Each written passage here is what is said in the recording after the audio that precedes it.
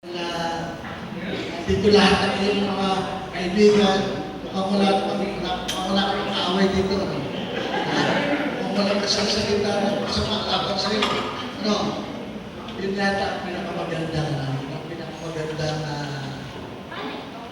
may iwan mo. Diba?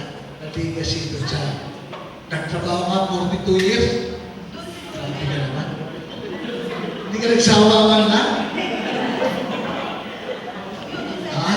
Ilan ba anak mo? Tatlo.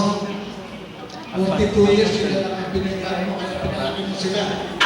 Pinaan mo, graduate. Ano dapat naman ang gagawin nila ang kapalit para sa'yo?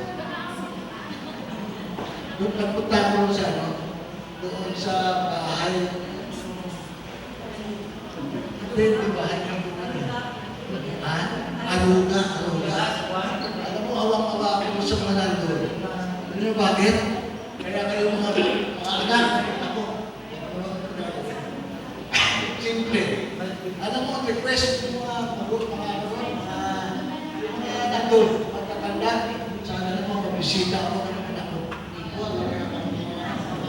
Kaya kayo, papasabi ng Diyos, magbibigay ng bisita. Anyway, sa inyo lahat ng Diyos, hindi mararating itong ganitong pagkakataon na pagka 65. Yung iba, aga-aga, wala na, di ba? Eh tayo, mabigyan tayo ng pagkakataon na nakapagtrabaho ka for 42 years, ang dami mo natulungan, ang dami mo masaya, at bihira na ito nagagawa ng isang tao. Tayo, once in a while, talagang hindi mo nawawala. Medyo, minsan, kahit wala kang kaaway, meron pa rin naiigit, meron pa rin nangiinis sa mayat na sa buhay. Pero at the end of the day, importante sa lahat. Nakisama ka na ayos at wala kang inakabiyado. Diba sa iyong buhay. Nagawa ko ito, ito na yung kulpipin lahat ng isip natin, hinahangan natin sa buhay. Kasi nakakatuwa na nag-retire ka, wala kang, hindi ka ba nagkakaso mo? Napakaswerte mo. Ang hirap ng trabaho sa gobyerno, kahit wala kang ginagawa, pero magkaso. Diba? Ako hindi ko naintindihan kung paano ko nagkakaso. Nakunubin pa ako. Grabe. Diba? Kaya buti mo lang nasa Supreme Court. Pero, nakakalungkot isipin na kahit wala kang ginagawa, kahit wala kang ano man ang pakiram ko. Tumulong si Governor Valencia sa barko. EA lang ako. Inutusan akong bayaran. Ba't? Nabibigyan ko bakit? Nakumbig pa ako.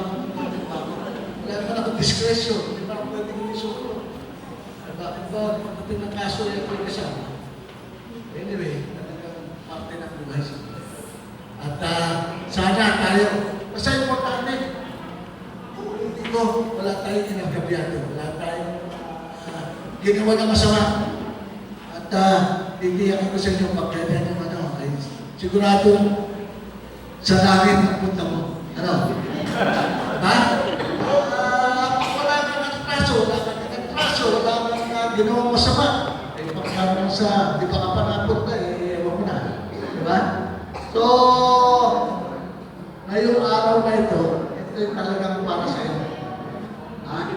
At salamat tayo sa Diyos kasi binigyan tayo ng ganito. Parang mabot tayo sa ganito pagkakataon.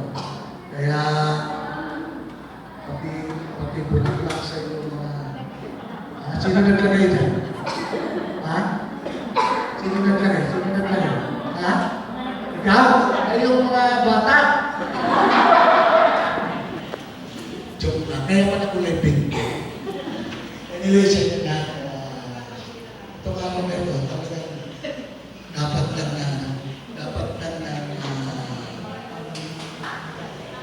tama lang itong parte na ito.